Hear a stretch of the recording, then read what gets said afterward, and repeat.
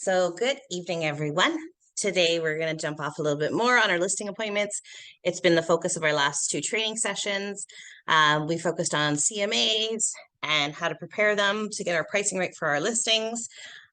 Tuesday morning, we focused on objection handling, how we overcome objections to get our clients to say yes, to agree to list the property with us. So today we're going to talk a little bit about preparing a listing appointment, but we're also going to talk about how to conduct them, what paperwork you need for them. So we'll take it from there. If you guys have any direct questions, anything you want to overcome, things that you've come across in your listing appointment that you want me to address, you're welcome to, ask me at any time and I can address that. Or I could just go along with what I think are the common things that I've come across. Okay. So I'm just going to go here. I'll share my screen. So how do we start to successfully close our listing appointments? There's some rules of thumb that is like a basic theme when you hear a lot of the big guys, the big closers, what they do, like when I attend a lot of training sessions and a lot of conferences, what they say. So we try to be the last agent. Okay. So if you recall from Tuesday morning's training, we were talking about giving your client, don't give your client an option of do you want to meet on Thursday, because they're going to push you off and say, oh yeah, no, maybe I'll get back to you. You usually close the listing appointment on the phone by saying, hey, would you like to meet Tuesday at 11 a.m. or Thursday at 1? So what you're going to do further to this is you want to try to be the last appointment.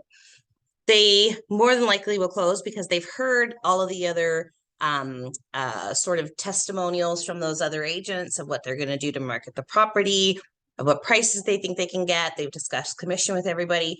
So you're more likely to close because if you're the first one, they think they still want to hear what the other agents have to say. So normally when I want to book the appointment on the phone with them, I say to them, hey, you want to book this listing appointment with me Thursday or Tuesday, whatever day works better for you. And I also ask them, I say, are you interviewing other agents for the position? Will you be speaking to other agents? And most of the time they say, oh yeah, no, definitely. And I'll say, okay, well, when is that agent coming? Well, I'm meeting with them Thursday at 2 and the other guy's coming, Friday morning. I'll say, okay, no problem. How about I come Friday after that appointment at about 11 then? Right? Try to be the last agent. So the seller probably thinks it's just a little note here thinking that he might get better information or hear a new approach from one or more agent who's arriving after you if you're the third or fourth in line and they still have other people that they're interviewing. You're better able to address any remaining concerns if you're last because the seller may be prone to divulge them when he knows there's nobody left to ask, right? Try asking, could I please be your last appointment? I'm a bit different from most agents and I want to be able to address any questions or concerns you have after you've talked to others. So normally I don't do that last line. Normally I don't tell them I want to be the last agent. I just sort of ask them when the other appointments are coming and I try to come after those appointments.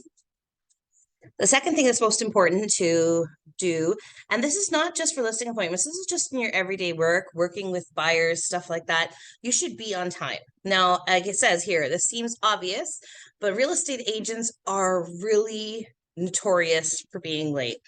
We underestimate traffic, we spend too long on a phone call, we get late for appointments, we get stuck at the office, right? The seller can only assume that your marketing and other listing functions might be late in delivery too. You can turn it on because it's okay. Thank you so much. The video gets dark if you turn it on. So again, the same thing, showing up earlier isn't good as well because the seller might be bustling around at the last minute, trying to make their home presentable, trying to clean up, do last minute things. We all know how it is when we have guests coming over. We sort of scramble a little bit and try to make our house look unlived in. So especially when somebody's evaluating your home, they want to bring it to the best light. You want to not be early and definitely be on time. Don't leave the seller waiting. It'll put a bad taste in their mouth. That's their first impression of you, right? Be a personable business person.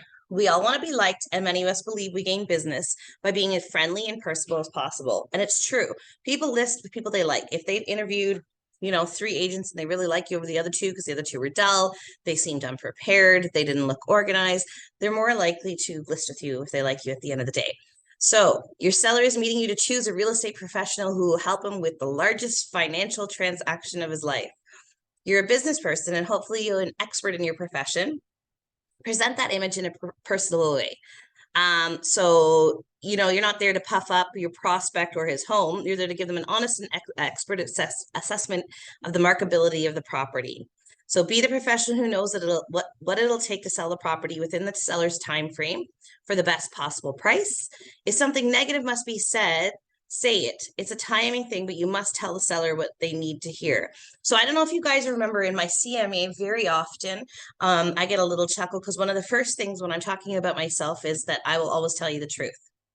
And very often when I'm presenting my CMA, I get a chuckle out of the people sitting there, the sellers sitting there, because they always find that that's a funny thing to say. But I always say to them, I said, look, I'm not here to tell you you're going to get more than you want, than, what the market value is for your property.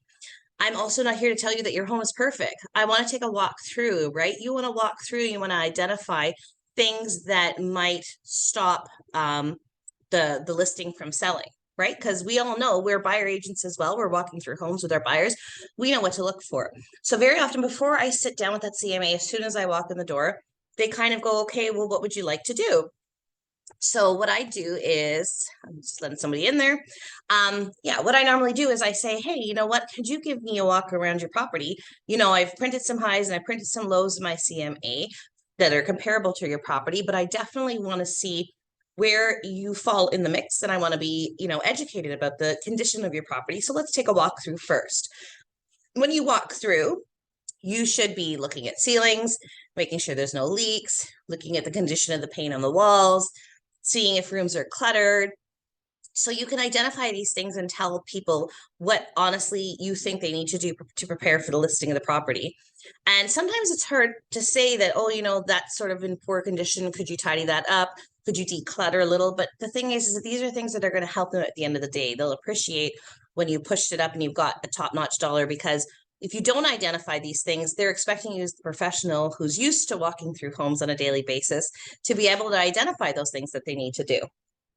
Right. So definitely they always chuckle when I say, the first thing I do is I always tell you the truth. So I always tell them, I said, if I see something that's wrong with your property or that I think you need to improve on, that you need to clean up or fix, even as far as sales price goes, just because your neighbor got a lot more, if you're going to get less, I'll always tell you the truth at the end of the day. So definitely something to think about. Just use some tact, though. I mean, don't tell people, oh my God, this is awful and in disrepair. You have to be tactful because those are people's homes. It does mean a lot to them. So you have to choose your words wisely, right? Use the consulting approach. So too many real estate agents think a listing presentation is mostly about the seller asking questions and the agent showing her wares. Thinking about your last visit to a doctor, attorney, or an accountant, they probably did most of the questioning. They probably didn't roll out a show of all of their services. Think of the seller as your client with a problem. His problem is that he has a home that he wants or needs to sell.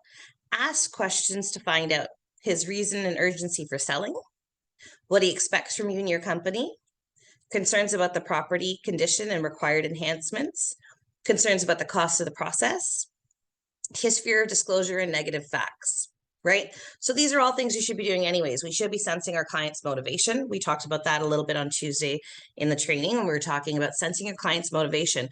When do you need to move? Well, I just got a job in Brampton. I need to move by the end of April. We know that this is an urgency and we need to make sure that we're marketing the property properly, we're pricing it properly, that we're not going to let that client stay on the market longer than necessary, right? What he expects from you and your company. This should be something that's in your CMA. So remember, we talk about the 6 things that the client's going to ask about. Why choose you, why choose your brand? So again, RE/MAX is an excellent brand with a really strong company. You should be having those things ready in your CMA so they don't have any questions left unanswered. Conditions about the property and required enhancements. So it's not only the required enhancements that are needed for the property. I very often, like this week, I was just at a listing appointment and I was asking, what improvements have you done lately? Please write me a list down and tell me, the bathroom was done 2 years ago, the roof was done, whatever, the furnace was just replaced 3 years ago. You want to know the things that they've done already to enhance the property as well to help you push that property. A lot of times what I found was really helpful, and honestly, I have to look through my files. Maybe I can share it with you guys, or maybe we can try to create another one, is I just did a checklist because I'd get nervous as a new agent and wasn't sure what to ask when I was sitting for that listing appointment. So it's a good idea to sit down and think, okay, what do I want to ask the seller? I want to ask them, what's their motivation of moving, when they need to move by, what improvements they've done, any repairs needed, anything I should know to disclose about the property, right? Because it's very easy in the moment to forget these things, right? So write yourself a nice checklist so you feel confident. There's no harm in going down a checklist with your client. It doesn't look like bad if you have a little bit of a cheat sheet with you so you remember to ask all these questions, right? Don't talk about the listing price until the end. I don't know. I agree, disagree. I know I never finalize a listing price until the end of the CMA, or sorry, until the end of the listing appointment. But I definitely take my CMA, and during that, I'm talking about price. I never put a final price in my CMA though. There is a spot if you go to the add edit to do your CMA that you can put the suggested listing price in there. I don't do it because I feel that once I get there, if the condition of the property is a lot poorer or a lot better than what I thought, I don't like being pigeonholed into a direct price that way. But I'm going to discuss price because it's part of my CMA. It's part of my listing presentation about the other things that happen in the neighborhood. Now, what happens is I feel it's a good idea to take some highs and take some lows so we can figure out where they fall in that mix, right? By doing that, I can say to them, look, these are really high-end ones. They were much more recently renovated than yours. I think you're going to fall somewhere to these lows that I've printed, or vice versa, right? But this one is just saying, don't talk about price in the end. Maybe we won't agree on price until the very end. So, I kind of discuss it. And I also like to hear feedback from our clients of what price they're looking to get for their property. I will say after I go over my CMA, I say, now we've looked at some highs and now we looked at some lows. At the end of the day, was this sort of the price range you were looking to get for your property? And get a feel for what they want too. Are they pushing for that high end and you're not sure they're going to get it, or they're thinking pretty level headed and thinking along what the market condition that you're educating them on? Are we like in agreement with the price, I guess, right? You get a feel for the client. So now it says here, now tell him what you do as service solutions for his needs. So you've seen the home, asked a lot of questions, written down the seller's responses, and now you're ready to address his needs. Go down your list and address each of his concerns and questions about the services you can provide to solve these problems. Then you can give them materials that explain your company and all of your services. So again, we go back to that CMA. This goes back to the guts of that. I keep on telling you guys, take some time to prepare it. The why me, why my company, my listing plan of action is what I call it in my CMA. That's sort of what my services are. Put in there what you do, because a lot of people think that us as agents just throw the listing up online and we don't do anything with it at the end of the day. You want to show them your value. You want to show them, hey, this is why you're hiring me. If the other two guys came in before and didn't give them this list, you're looking like you're providing all of these services. So you want to tell them, I'm going to take professional photos of your property. I'm going to do a virtual tour. I'm going to load the listing on MLS, Remax.net, my own personal website if you have one. I'm going to, have a lot of social media presence. I'm going to post it in my group chats. I'm going to talk about it at our office meetings most likely being our WhatsApp chat, if you want to showcase your listings that you have there. I door knock, I cold call, I do just listed flyers. Whatever you do to push your property, you want to show them your value proposition, because at the end of the day, this is what they're thinking. What am I spending money on at the end of the day? What am I paying this agent commission for? Yes, we're negotiating. I'm a good negotiator. I negotiate the transaction from beginning to end. I'm going to update you on your showings. I'm going to tell you what the feedback was from the showings. Feedback is very important. You know what I mean? If you're relaying to your client what the feedback is for the showing. I know that I had a listing once. I talk about it often. I often like to refer back to my personal experience because I feel like I want to help you guys sort of avoid situations, right? So we talking about uncomfortable things. I remember I was selling a townhouse at Beach Grove once over here at Morningside and Lawrence. And they had a bedroom, which they were using as an office and sort of a little gym and like a guest room. And so it had like this little single bed in it. It had like a little desk and it had, I forget whether it was an elliptical or anyways, it doesn't matter, treadmill, something along those lines. And then of course, nobody uses their exercise equipment at home and has some clothes hanging on it and stuff like that. And everybody started giving me the feedback saying, oh, well, I don't know if that second bedroom is big enough to be usable as a bedroom. It looks really tiny. It looks really tiny. And so you had to go back with your client. I had to go back to my sellers with this feedback. And you say to them, hey, your room is a little cluttered. Can you clean it up, take the clothes off, maybe remove some pieces out of there, or either make it an office or make it a bedroom. People, don't have an imagination when they're walking through. A lot of buyers don't, right? And they did this in the very next few showings within that week, the property sold. So it's super important that you're telling your client, I'm going to keep you updated on all the feedback that's happening. I'm going to touch base with you weekly, let you know how many showings we had, how much interest we had. So because you constantly want to keep on monitoring it and changing it as needed, right? This is what your job is at the end of the day, is to sell the property, right? If you just put it up on MLS and you don't think about it for the next 30 days, you're not earning your commission at the end of the day, right? So this is what we have to think about. And then you've done it all. Now ask for the listing. So we talk about close, close, close. You have to ask for the listing. You have to use a closing statement at the end of the day. Nobody just automatically says, okay, where do I sign, right? So you've gotten the property information and seen the premises. You've asked questions and pulled out needs, concerns, and questions. You've shown how specific services will address certain needs and concerns, and you've discussed and had a consensus on the listing price and commission too by this point. All that is left now is to ask the seller to list with you. If you manage to get in last, this should be a slam dunk. Otherwise, you might still have shown that you're indeed different, and he'll say yes without taking any other meetings. Either way, it won't happen unless you ask, and it's true. I talk about this all the time. You have to ask. You have to ask for the business. You have to ask for the referrals. You have to ask to close the appointment. You have to ask for the signature. It doesn't just happen if you sit there quiet. So learn to close. Just say something like, okay, have I answered all your questions? Great. I usually start off with, can I have your ID, please? I needed to start filling out my paperwork. That's a very gentle close. A lot of people go, oh, are we signing the paperwork now? And I'll say, yeah, absolutely. In order for me to start booking the photography and start working on the listing and start, getting it ready to be pushed online, I need a little time to do that. And I need signed paperwork in order to do that, right? But try and close any way you guys can close. At the end of the day, you're going to have to ask for it though. Okay. So those are just some tips and tricks when you're sitting there at the listing table and how you're going to try and close that appointment, right? So now moving forward, we're just going to go over some paperwork that you need. What's the paperwork that you need to prepare for your listing appointment? What should you be bringing with you? So biggest mistake of newbies, and I know it's hard to think that it would ever happen. You show up at the appointment and you don't have your listing paperwork, okay? Even if they say at that table, oh, I'm definitely going to list with you. Great, great. Okay, I just got to run back to my office and I'm going to send it to you for e-signature.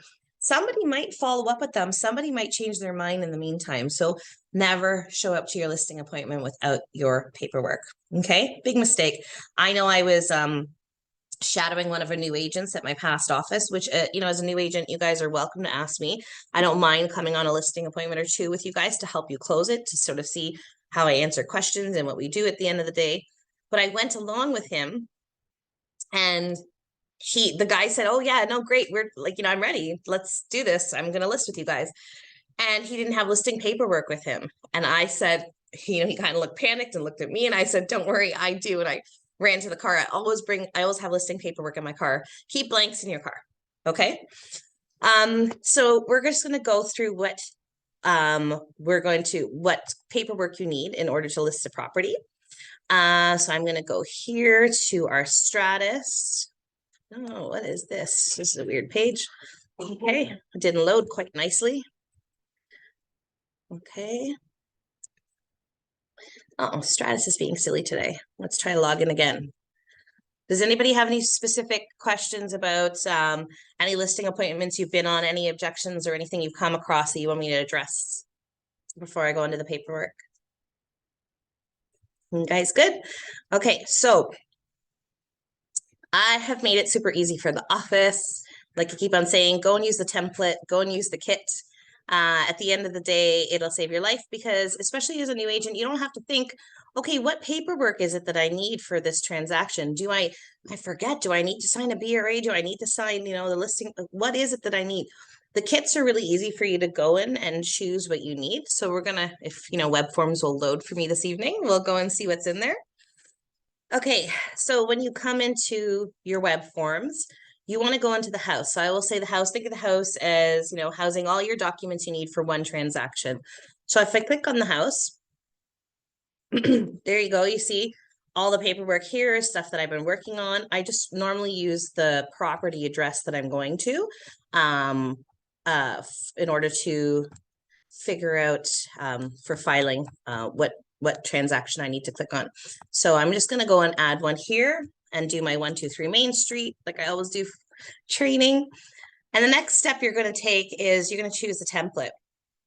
So you want to say, what is it that I'm doing here? Am I doing a freehold for sale, freehold for lease, a condo for sale, condo for lease? So just pick what you're going to, for the listing appointment. So in this case, we'll just pretend that we're going to go do a freehold for sale listing. Then you're going to create your kit.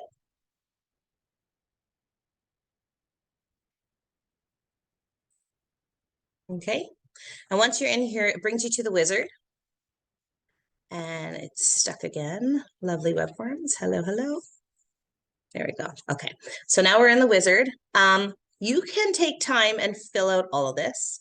What the wizard does is if you're filling out in here, street number, for instance, it's going to fill out on the paperwork. So let me just put a 123 in here for the 123 Main Street. It's going to fill out in all your paperwork wherever there is a field for street number. It's going to put that 123 in there for us. I usually skip over this whole part because especially as a new agent, you don't have to fill out all of these. So you might spend more time filling out all of these fields and realize that you don't need it on the actual paperwork. Because it's every field that every piece of paperwork in our web forms has. There's a field for it here. So normally I just do a little next, next, next. Because what happens is I'll show you, first of all, that 123 will show up on our paperwork if we fill it out here. Okay, so let me just go somewhere where that 123 is going to show up on the listing agreement, for instance. See, all our paperwork shows up on the right-hand side there. I'll go back and I'll show you again. But here you see 123 shows up on our paperwork right here. Okay, so that's because we filled it in as on the wizard. Okay, but the only reason I don't do that is because the paperwork is really smart. It'll do it anyways. So now I'm going to go one step further and I'm going to put 123 Main Street. Okay, 123 Main Street, and I'm going to do a little save. Okay, and when I go from this listing paperwork to another piece of paperwork that has the address on there, it's going to also fill out that Main Street for me. So that's sort of my explanation why I go next, next, because a lot of people ask me, why do you go next, next, next, right to the kit? I find it's just easier because then I'm only filling out what I need for forms and not spending time on filling out fields I don't need, right? Just let that MLS data sheet load and I'll show you how I put in the rest of the address there for us. If you guys are preparing for listing appointments though, keep in mind that I'm always here available one-on-one. You just book some time with me and say, hey, you know what? I have a listing appointment tomorrow. Can we create the paperwork together? Can we look at pricing together to think that my pricing is good? Can you help me find comparables? Can you help me prepare my paperwork? I want to work on my CMA. Anything you guys need, you can book time with me, 1 hour slots anytime and come in and we'll work one-on-one on it. Okay. So here you go. Now that the page is loaded, you can see that it says 123 Main Street. And actually I put it in the wrong spot. I put it in an apartment there. 123 Main Street.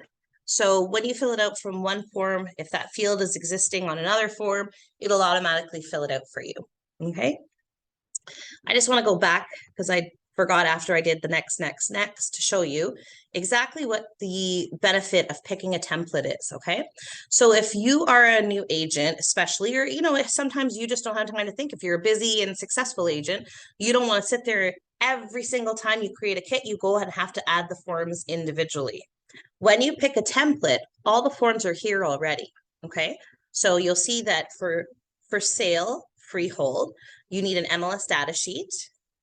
You need a listing agreement. You need your FinTrack, your identification information record. You need a working with a realtor. Okay, that is the basics, what you need for a kit. Now you can always add stuff to the kit.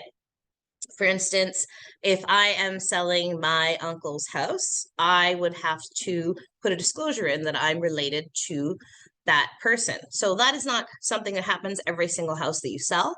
If you need to add form to the kit, what you would do is, in this case, if I wanted to add disclosure, I'd go to add forms. Okay. And then I type in disclosure. Oops. Okay. And I'm looking at disclosure of interest for disposition of property because it's a sale. So acquisition would be a purchase, disposition would be the sale. Okay. And then I'm just going to click on it. It gets added to the little basket up here. And then I click on add. Okay.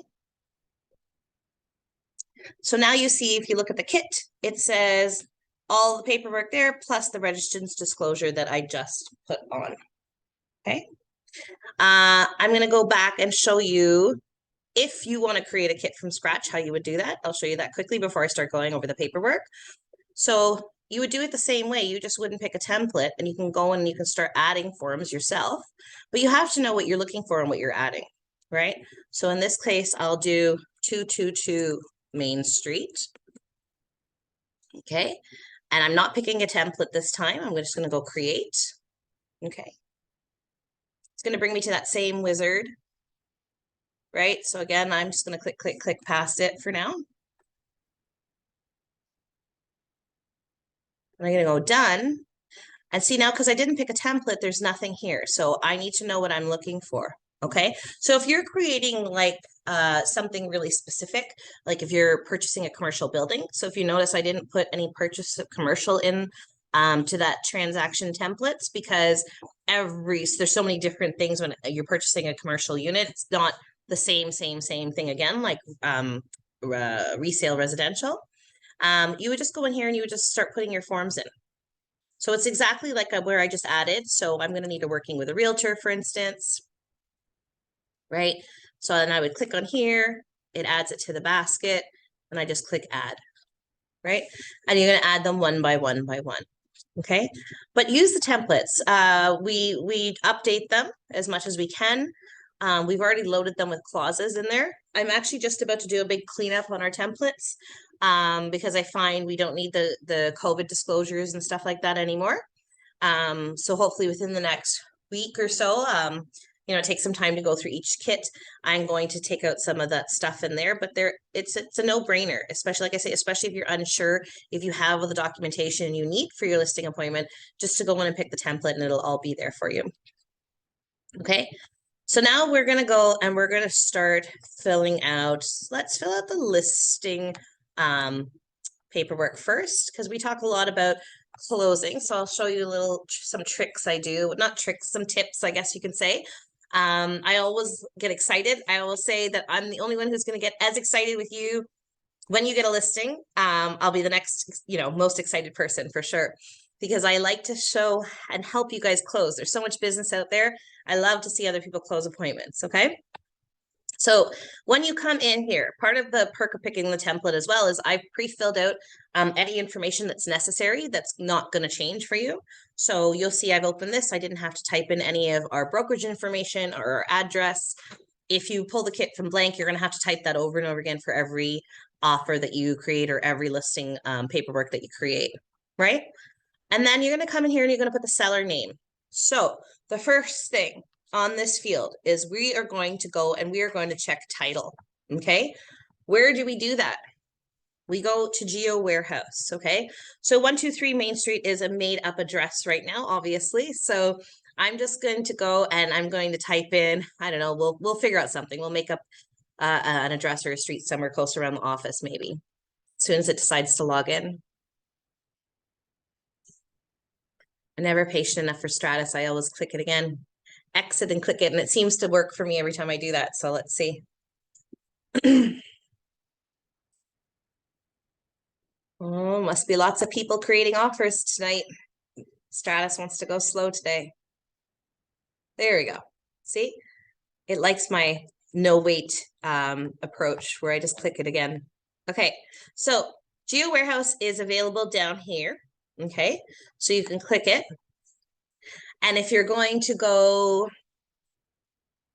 in here, as soon as it decides to catch up, you are going to check title on the property. So even though you're talking to Mrs. Smith might have Mr. Smith on title.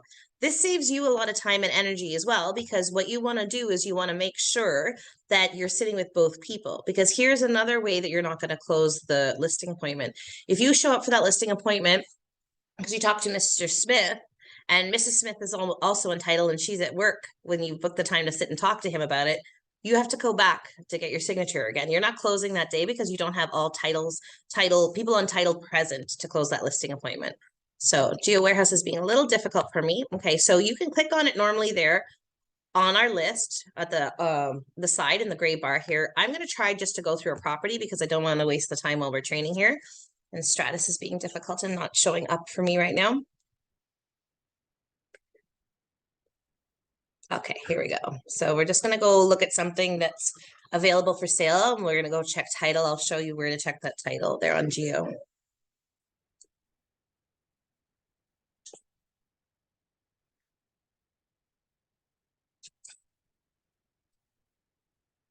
Okay, it's being a little annoying. Lovely Stratus, right? This is what all our hefty Treb fees go for. Hopefully Treb doesn't watch this video back. Okay, one more time. Okay, there, finally it showed up. Okay, so we're just gonna go down, I pick something around the office. We'll do Toronto EO4. Okay, and okay, so we'll grab for Harmony. So normally you'd go into the Geo Warehouse here where I was trying to click on it originally, and you type in for Harmony because obviously if you're going for a listing appointment, it's not something already listed.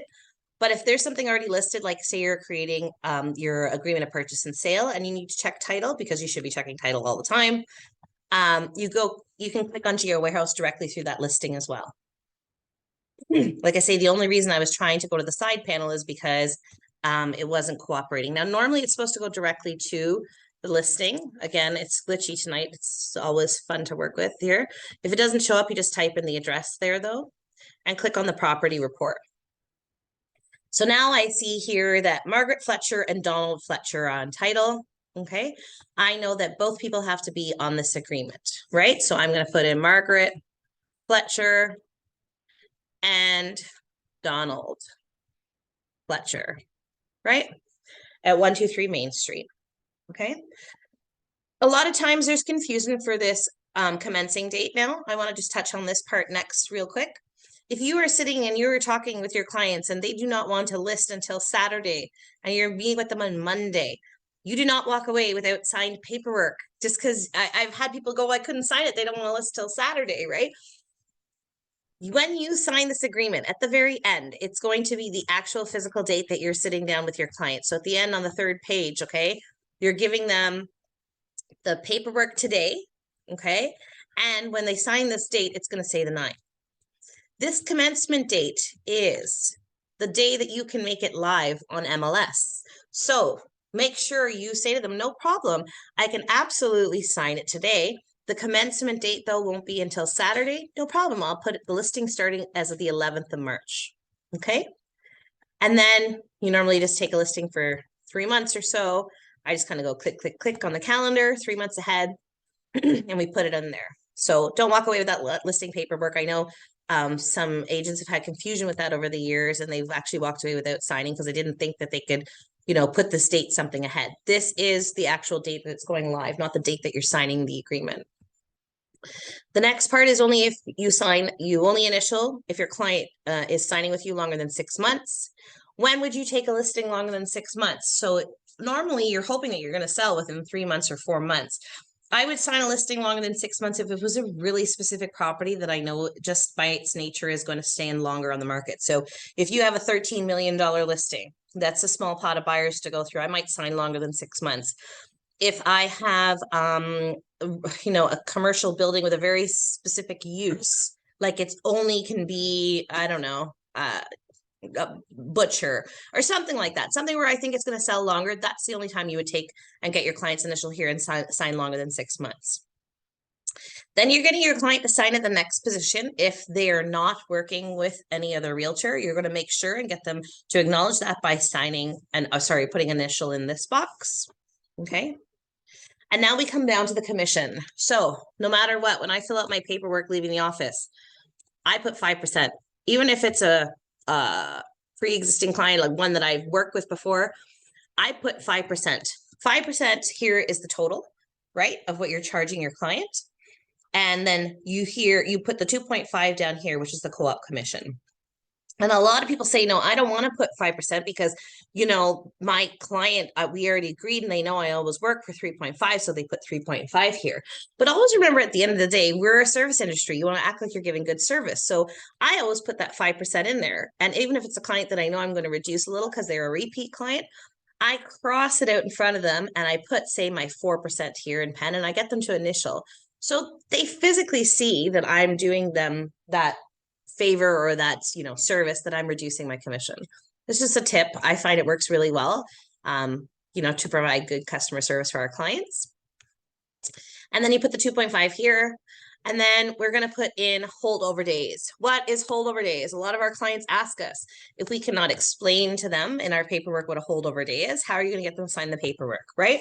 So holdover period is, I've taken this listing from, what did I put here now? From the 11th of March until the 30th of June. On the 30th of June, when my listing expires, if God forbid I haven't sold the property, 90 days past the 30th of June, anybody who comes back to purchase that property that I introduced to the property. So if I did an open house, they're in my registry somewhere, they were in talks with me on realtor.ca about showing the property, I showed them the property. Anybody who, so through my marketing or through my efforts, came between the 11th of March and the 30th of June, if they come 90 days after the 30th of June to purchase that property, I still have stake in that commission, even if they've changed to another agent. Okay. The reason for that being is, before they introduced this holdover period a while ago, you know, clients would sit there and they'd play a little dirty. They'd be like listing a property and they go, you know what, wait a minute, like my listing expires with my agent next week. Come back and buy it and we'll reduce it because I won't have to pay the commission. Right. And all your efforts had gone the wayside. You know, pulled all these people in with open houses and all your marketing and all your online presence. And then, you know, clients were turning around and doing this. So that 90 days protects us. And if your client asks, you can just explain it that way. Right. You just say that, you know, it's just a little protection for me that after the listing's expired, I still have claim for any person that I introduced to the property. Right. And then we're going to go on here and we're going to get the signatures. So you're signing here to bind the brokerage. We act on behalf of the brokerage, and you're signing here to declare that your insurance is up and running. And then my clients often ask, why am I signing twice? You know, and some agents are confused about it as well. You should be printing 2 copies of everything if you're getting it signed in person. If not, once they e-sign, even though it shoots them a copy, they don't realize. I always take the PDF and email it to my clients anyways. You're going to get them to sign here to actually sign the document and agree everything within the document, but you're going to get them to sign here as well to say that they've received a copy, a true copy of the agreement. Okay.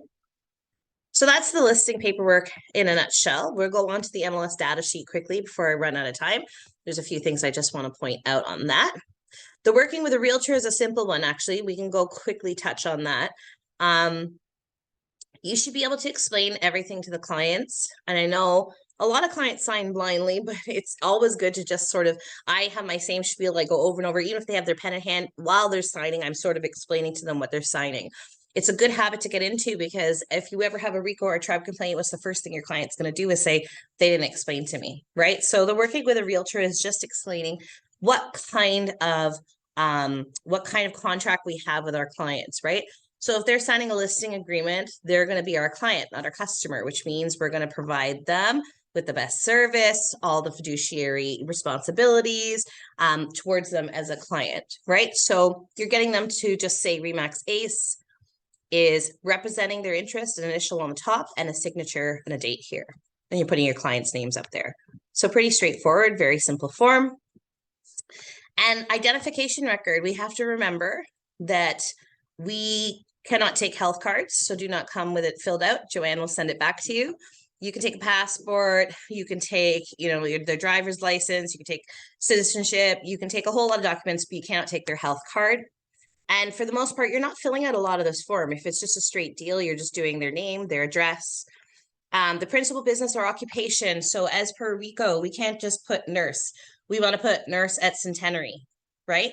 Or, contractor, contractor at AB, renovations. You want to find out as much as you can, because they're not happy with us just putting a really basic, brief description. They want us to put a more thorough description in there.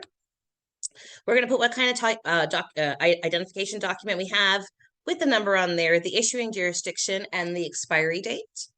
And then for the most part, we're just going to be going through and clicking that they're a Canadian citizen or resident, that they're physically present.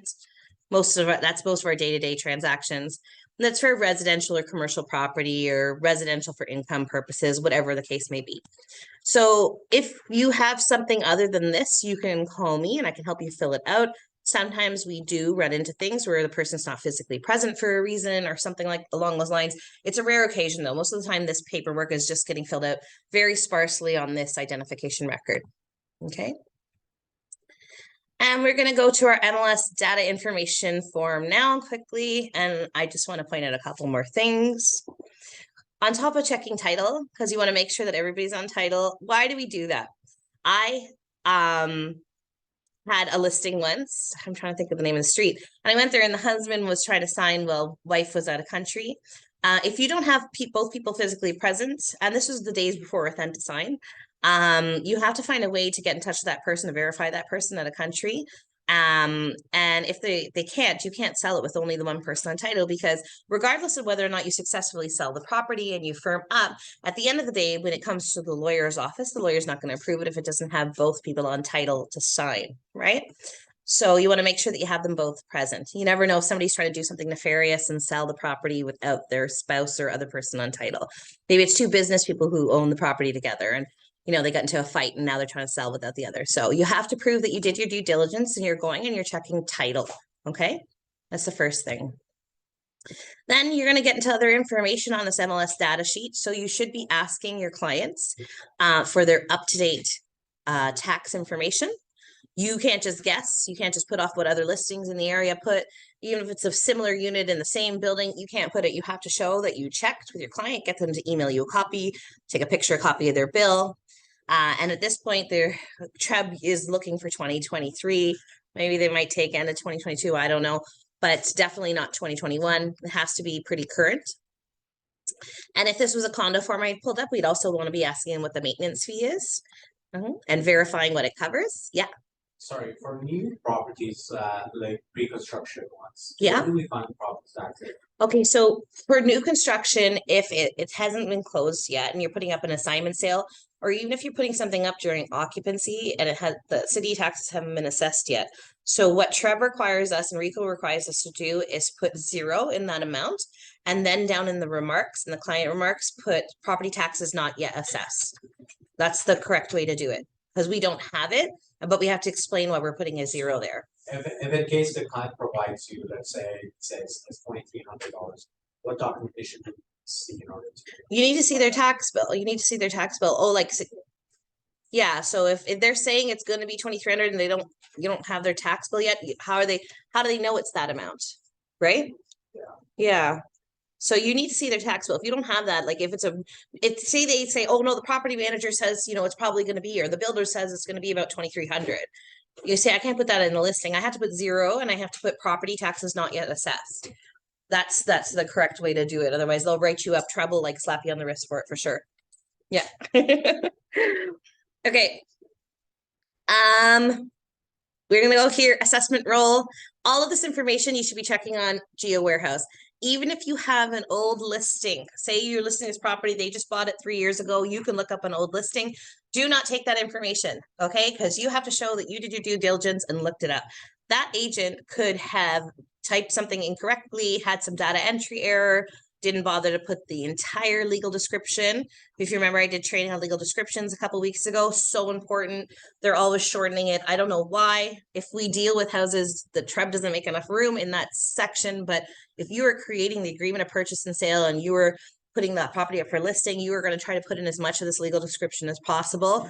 And usually you're supposed to put an asterisk and then put down the rest of the legal description if it's too long. A lot of agents aren't doing that. Okay, you can find the lot size in here as well. I'm just going to skim through this real quick without going back to the form. I'll go back to the form in a minute and show you these fields, but you got to put the lot sizes in here as well. Of course, I'm totally going past it. Right, so the lot size here, right? Okay, it shows you the overlook of what the property looks like, so you can see if it's a regular shape or irregular. Should be putting that in your description as well. It shows you when these people purchase it. So these people are pretty, like, you know, original owners, 1976. A lot of times you'll see just a sale amount of $2 if they don't have a record of the sale, right? Lots and lots of information in here that you can go and get. All right. Again, area, pretty straightforward. Municipality and community, you're going to put that all in. Make sure you put your lot size as feet. So a lot of people put meters. It's incorrect. It's going to be wrong. You can turn around. At the end of the day, you have to realize that people are relying on this information. You can get sued. You know what I mean? If you put in the wrong information for, say, a room size and a builders come in, or even the lot size, and they want to drop the building based on the dimensions that you put in there. I mean, they're not out there physically measuring. And then they realize at the end of the day that when they physically measure, it isn't big enough, it isn't wide enough, it isn't long enough, then they're going to realize that they can't build on it, and you can be liable at the end of the day for putting the wrong information in. Okay? If you need any help filling out any of this, though, I'm not going to go over these boring details of whether it's, you know, attached, detached, you know, whether it's brick, whatever. If you have a question about anything, even if you think it's silly, like you say, you know, I'm not sure if this is on municipal or well, like, you know, or I'm not sure if, like, if it's considered a private garage or double or 1.5, call me. I don't mind helping with anything. It's better that you reach out and you ask these questions than having the wrong information in your listing, right? Okay. The last thing is that people, I find, get confused, and I like to explain. SPIS, Seller Property Information Sheet. So this is not a tool that a lot of us use. I find it's kind of a catch-22. When you put it in your listing, a lot of times your clients can be liable for what they put in. So I put no, okay? And I never include it. But don't be afraid of it. You know, like I was talking about taking a little cheat sheet checklist of what you should be asking your clients. It's actually a great cheat sheet to take along, because it'll remind you of questions to ask your clients, like the condition of the property and when they last did the roof, or when, excuse me, how old the furnace is and stuff like that, right? So pull it, look at that form. It might be a good cheat sheet for you guys to bring along in your listing appointments. And then distribute to DDF, IDX. What the heck is this? I get asked. Well, that's for, you know, anybody who's subscribing to the portal, a TREB. So if somebody like Zillow or House Sigma, wherever they're funneling the listings that come up, it automatically goes to their website. This is what they're subscribing to. Okay. So if you get a client who doesn't want their house on House Sigma, this is where you would say no. Okay. Distribute to internet. Yes. Okay, distribute display address on the internet.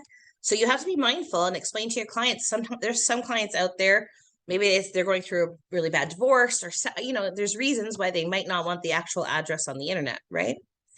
Permission to contact listing brokerage to advertise. So this is totally up to you, whether you want them to contact you or not. So if you click yes, you're going to get other agents reaching out to you to advertise your property.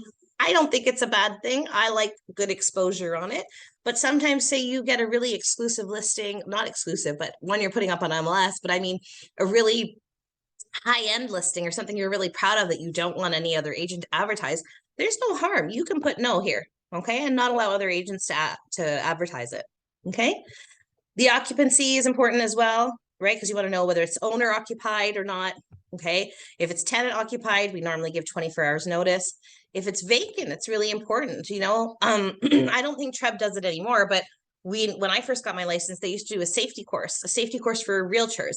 I think it was mainly geared at women, but I mean, it was very helpful, you know, for both sexes. And it would tell you, you know, if how you could check and see if it's a vacant listing. That's an important detail, because if you're meeting someone who's just approached you off the internet from, you know, the universe on the web there, and they've seen your picture, you never know if it's something, you know, nefarious, like I like to say. So definitely important information for other realtors. And then contact after expired. I mean, we're always putting no. I don't know why we'd want any other agent to contact our clients after the listing expires or gets terminated. All right, so that is the basics of how to prepare. But like I say, I encourage you guys, just reach out to me anytime. I don't mind. I love helping you guys prepare for your appointments and get the listings.